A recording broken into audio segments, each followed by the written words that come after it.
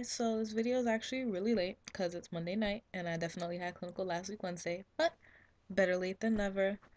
I've been not feeling well. I've been doing a whole lot, you know, playing catch up, so haven't had time to do my videos like regular. But yeah. So last week had an 89-year-old patient. She was so great. She was really nice. She came in with syncope, and what happened was that she was at home, and what would happen is she would black out and then come back. Like, she never went fully unconscious. But her daughter called the doctor, and he recommended that she come to the emergency room. And in the emergency room, they had her admitted. So she had a colostomy, and she had rectal cancer. This is her prior history. What else? She also had aortic stenosis, and she had a heart murmur. Um, okay, yeah, so that was her prior history. Otherwise, she was really great. What I had to do for her, she could walk, she was able to ambulate on her own pretty much. I still assisted her with that though because of the syncope, of course. Didn't want her to, fall or injure herself. What I did that day was I washed her feet for her because she's able to, wash her own self up. I washed her feet. She loved that. Oh my gosh, she was so happy that I cleaned her feet because she couldn't reach her herself. And I washed her back. Um, and we sat and we talked a lot, we talked a lot. And I watched her while she got her meds administered. I helped her choose me and her daughter helped her choose her lunch and her dinner. Um, I can honestly say today was hear me, today. Last week, Wednesday, was definitely my first experience really advocating for my patient.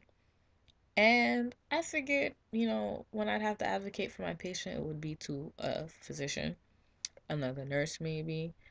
I had to advocate for my patient to her daughter.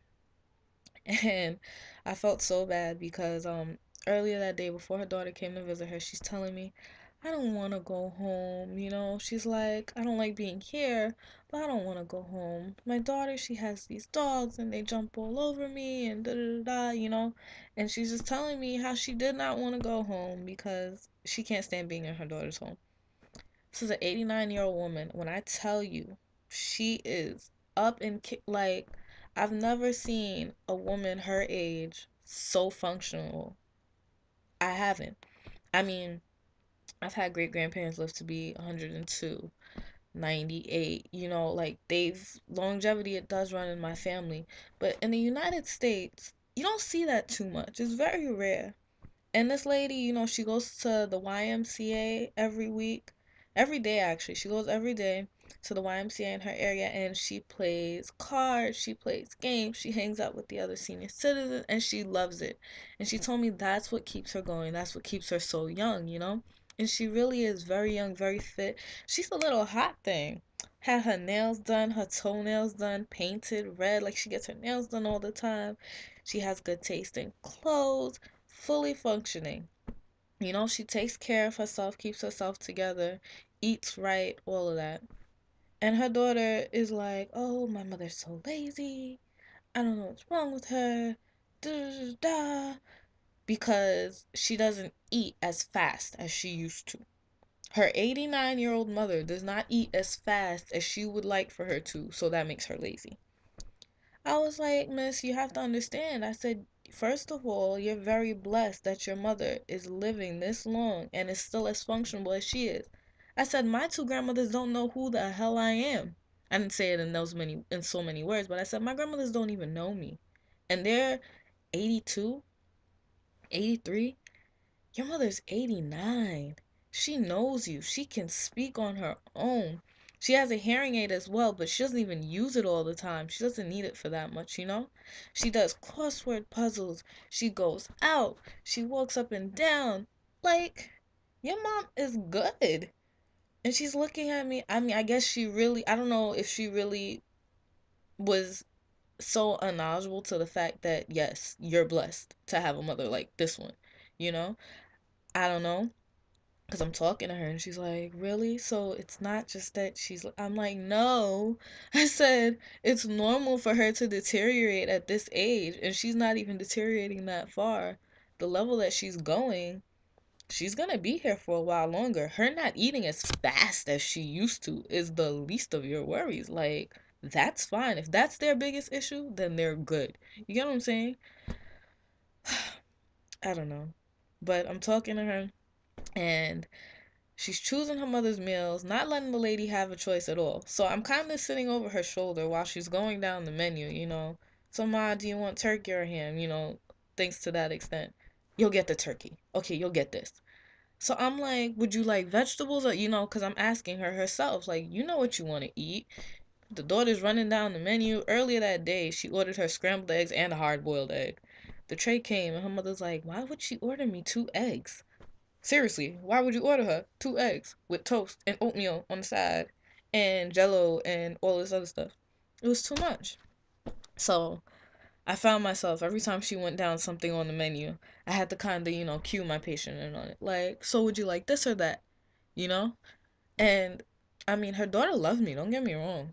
They both loved me. Like, they loved talking to me, and I got a lot of background history on her health and her family life and, different exacerbating factors for her condition prior to her being in the hospital. I learned a lot. And I took good care of her. I mean, I left. She wasn't in any pain. She was clean. I cleaned out her stomach, like her coloscopy bag. I rinsed it out for her, made sure the room was smelling good after, and she was happy. She was probably being discharged the next day. That's what she was supposed to get discharged by, either the Thursday. If not the Thursday, then definitely the Friday. So I do hope when I go back there on Wednesday, I don't see her. Because she's a really nice, vibrant woman. And she's actually a Scorpio like me. So her birthday's in November. And when I first got into the room, I didn't think she was gonna be, I didn't think she would be social. I didn't think she would talk to me as much as she did. She just seemed kind of reserved into herself. And that's how I am at first when I meet people. But as we started talking and I started to, help her out, she grew more comfortable with me and she was open and running her mouth and going off. Like, I admire her though because she's just so strong, still so vibrant, young, and kicking it. I hope I live to see 89. I don't want to go past 100, I don't think. Don't think I want to go past 100, but I want to be where she's at. Hopefully with less medical conditions than she has. But yeah. But that was my experience, guys. It was a quiet day, actually. It was really good. Quiet. I was exhausted that day. It didn't make any kind of sense. I don't even know why I was so tired. But hey, um, that's about it. So you're getting this update late. I don't know when you're gonna get the next video. Probably, hopefully by Friday or Saturday. But yeah. Later, guys. Thanks for watching.